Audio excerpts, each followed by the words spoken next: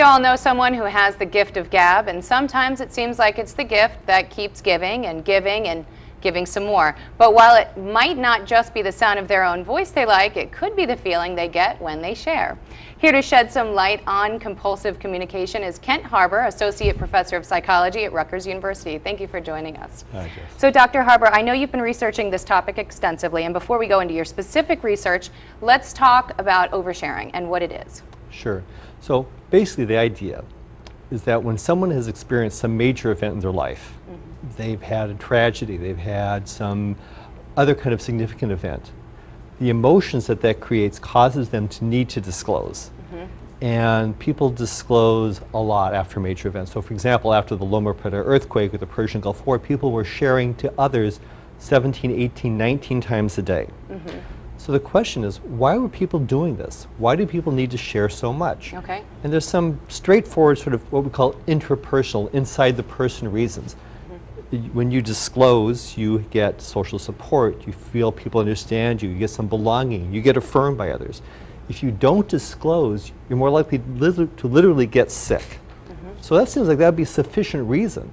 Why would you need to look for more? What becomes interesting here is that when other parts of our bodies are hurt, cut your finger, your skin regenerates. It's just something weird, you cough, you sneeze. So your body can take care of itself and it has small hurts.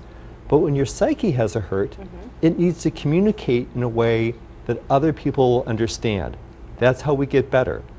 And so that creates an interesting symbiosis. We know what I get as the teller.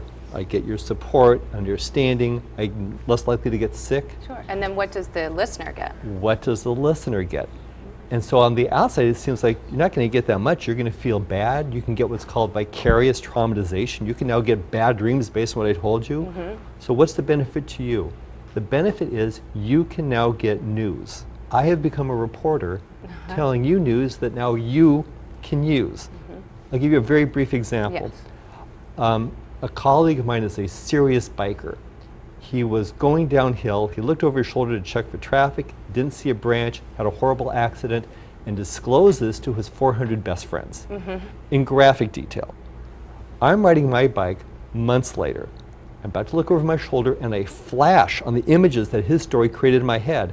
It's as if a grip pulled my face back to the road. Because I heard his story, it was disturbing, but I learned the lesson he learned the hard way without having to learn it that way. Right. That's a powerful adaptive mechanism. And now part of your study is about you focused on people who had experienced the volcano and also the war. Can you go into that? I studied how people responded to first an earthquake. And then a Persian Gulf War, and we found that there was this powerful need to disclose. And that the more emotionally affected people were, the more likely they were to tell others. And so we now came up with this idea of an emotional broadcaster theory. That if I become a news broadcaster and I tell you my story, and you're a sympathetic person, now you're affected. You have the hot potato. You now need to tell somebody else. Well, what happens is that the story now gets transmitted through a social network. It's like the social telegraph. I tell you, you tell someone else. And sorry to interrupt you. So as far as somebody who didn't look both ways and almost got hit on their bike, that would benefit me. I might pay attention to that story and say, okay, I'm going to look both ways so this doesn't happen to me. But in the instance of an earthquake or a war, what's the takeaway there? Lovely question. So, earthquake. Actually, I was in the Bay Area when the quake happened. And I go back to my little graduate digs, no water, no flashlights, not prepared. So I complain like I'm very good at doing, telling everyone my horrible story. I'm alone in the dark, no food, no water, right? So I'm telling them this because need to get off my chest. But they get, and really then they important. Get the emergency kit already and prepared. Exactly. Now with the emergency of social media, I bet instead of telling 400 people, as you said your friend had close to 400 friends, how does this change the amount of people that are told this story? That's a very good question. And so we're looking at that to what degree information gets spread throughout Facebook or other kinds of media. But I think what's probably even most important is the communication directly from me to you. Why? Because I get the feedback from you that you're understanding. it turns out that my process of healing is benefited by the confirmation that you understand.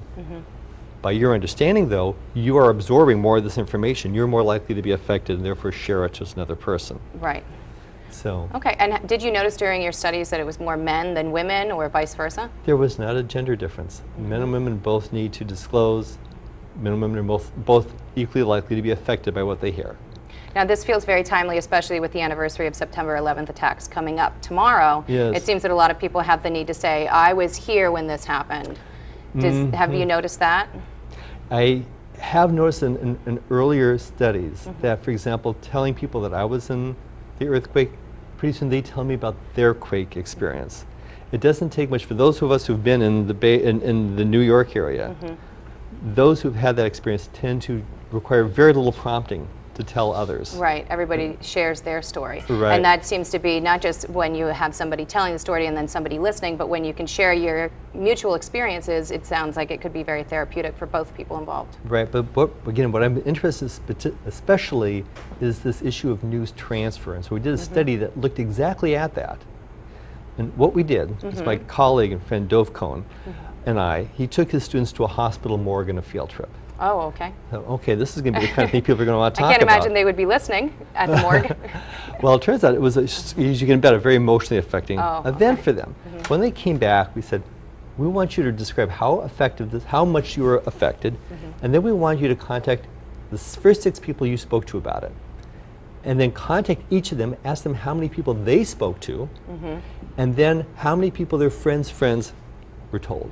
So we get, I told you is primary sharing, you told someone else is secondary sharing, that person what told did someone you else find out? I'm sorry, we do have to go, but I do want to know how many people did you find were affected by the morgue study at the end? 32 people were in the field trip, nearly 900 heard about it in less than 10 days. Wow, well, that's impressive. We definitely like to share as humans, don't we?